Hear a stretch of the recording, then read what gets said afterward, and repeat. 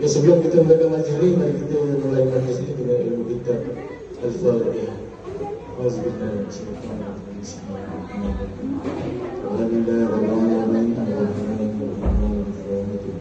Bismillahirrahmanirrahim. Ihdina siratal mustaqim, siratal ladzina an'amta 'alaihim, ghairil maghdubi 'alaihim waladdallin.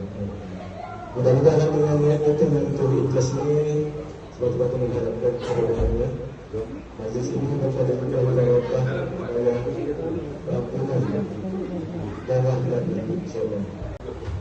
Dan mohon izin majlis ini untuk memimpin maksud ke tempat kita sebenarnya. Bagi berhormat kita turunkan sebelum pulang mengalihkan bahagian perempuan kami alukan kecil tapak tangan biar kami kadang-kadang perahu kulikan hilir Tanjung. Salam perempuan tali kembali. Salam ke susun sirih junjung. Apa hajatnya datang kembali.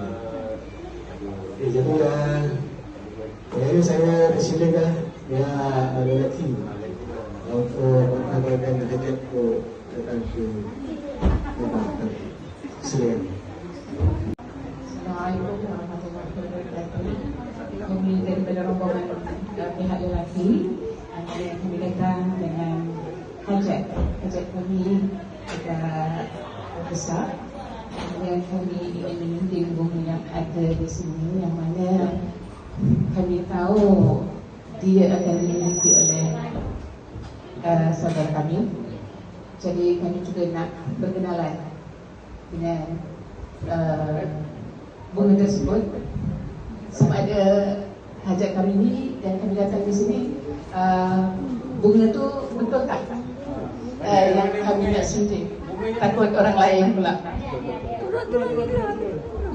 Jadi hajat seterusnya adalah untuk memiliki, dan di sini kami membawa sedikit rombongan sebagai cenderahati bagi pihak lelaki kepada perempuan.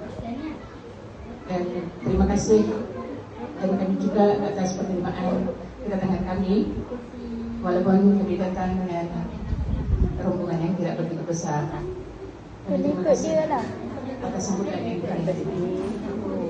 Itu sajalah hajat kami. Terima kasih. Yang utamanya nasi, yang punya badan.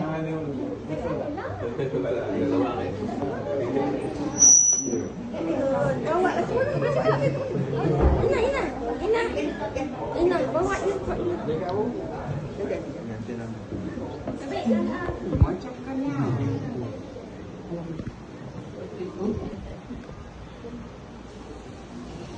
Ina masuk rumah ni. Okey, terima kasih. Lepas tu untuk meneruskan acara kita petang ni, kami ada bawa 2 bentuk cincin. Sebentuk tu untuk apa Bu? Pinangan berisik ya, satu cincin untuk berisik, dan sebentuk lagi terus kami akan mengikat tadi pertunangan antara mereka berdua. InsyaAllah. Adakah diterima dengan kedatangan kami dengan 2 bentuk cincin tersebut? Alhamdulillah. Acara diteruskan oleh pihak